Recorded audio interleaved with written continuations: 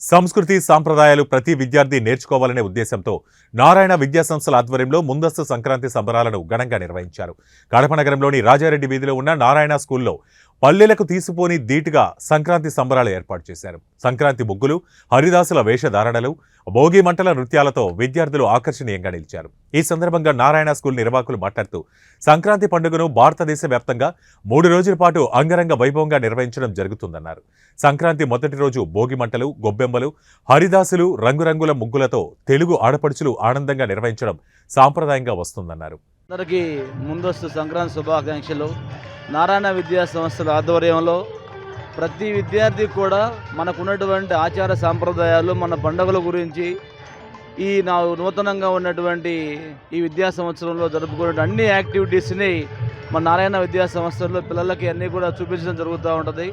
దాంట్లో భాగంగానే మన ఆచార సాంప్రదాయాలు అయినటువంటి మన హిందువులకు ఎంతో గొప్ప పండుగ అయినటువంటి సంక్రాంతిని ఇక్కడ మనం ముందస్తుగా సెలబ్రేట్ చేస్తూ ఉన్నాం. ఈ మకర సంక్రాంతి అంటే సూర్యుడు మకర రాశిలోకి ప్రవేశించేటువంటి దాన్ని మకర సంక్రాంతి లేక సంక్రాంతి అంటారు. ఇది భారతదేశ వ్యాప్తంగా జరుపుకుంటూ ఉంటారు, కానీ ఎక్కువగా ఆంధ్రప్రదేశ్, తెలంగాణ, తమిళనాడులో బాగా జరుపుకుంటారు దీన్ని. ఇది 3 రోజుల పండుగ. మనకి మొదటి రోజు పండుగని భోగి అంటారు. ఆ భోగి రోజున భోగి మంటలు, గొబ్బెమ్మలు, హరిదాసులు, అనేక రకాలుగా పెద్ద పెద్ద ముగ్గులతోటి మన యొక్క తెలుగు ఆడపడుచులందరూ కూడా గొప్పగా నిర్వహించుకునేటువంటి పండగ భోగి పండుగ. అదేవిధంగా రెండవ రోజు అనేటువంటి దాన్ని సంక్రాంతి అంటారు.